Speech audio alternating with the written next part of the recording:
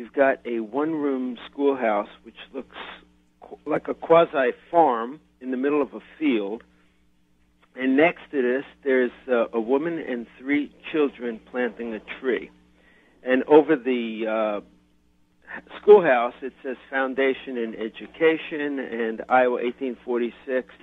I guess Grant Wood painted this in 1932. And it was one of 5 final possibilities that the governor picked. What did the other finalists look like? Let's see. I got copies of them here. One has 2 pigs on just corn, and the other one has a pig and a cow and an outline of the state.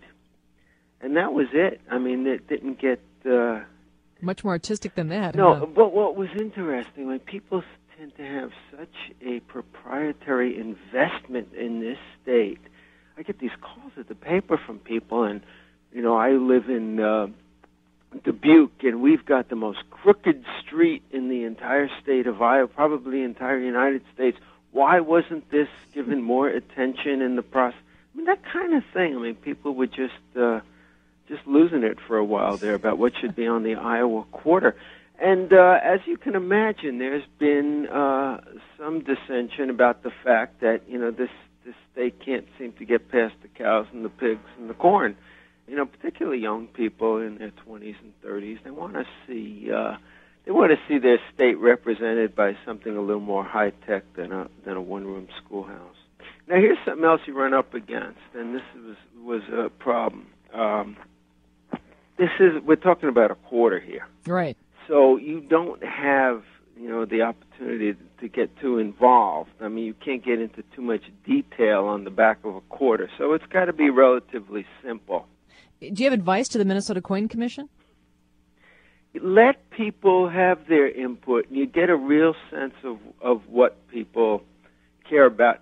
Unfortunately, I mean, what are we talking about here? A quarter. So, a lot of the folks that feel very passionate about this are, people with not much else, a lot of time on their hands, not a hell of a lot else to do. So they get real involved in what's going to be on the quarter. Mm-hmm. And, that can be a bit of a pain for the commission. So, obviously, be respectful. Early on, when this first started, Iowa's got something of a methamphetamine problem. And obviously, the education system here is really good. And I write this Monday column, a lot of tidbits and this and that.